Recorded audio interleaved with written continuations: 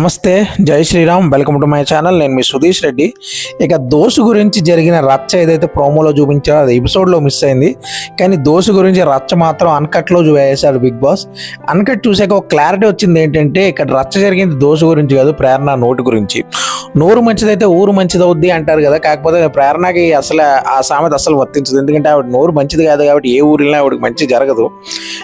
ఇక్కడ కూడా ఏంటంటే ఒకే ఒక సింపుల్ దోశ గురించి కానీ ఎక్స్ట్రా గురించి కాదు. ప్రేరణ నాకు కూడా ఒక చీజ్ దోశ వేసి ఇస్తావా అంటే, నీకు ఆల్రెడీ 2 వేసాను కదా అదేడా అన్నట్టు ఎక్స్ప్రెషన్ ఇచ్చిందంట. అక్కడ స్టార్ట్ అయింది గొడవ. సో నిన్న అంత బ్రేక్ఫాస్ట్ ఉన్నా కూడా ఆ ఫ్రైడ్ రైస్ ఇష్యూస్ వచ్చాయి.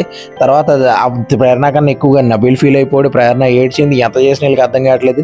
అదే మొన్న నుంచి ప్రతి ఒక్కళ్ళు చెప్పేది, నోరు అదుపులో పెట్టుకుంటే అంతా బాగుంటుంది. కానీ ఇప్పుడు పెట్టుకోదు కాబట్టి ఇవిడికి అన్నీ ఇలాగే జరుగుతుంటాయి.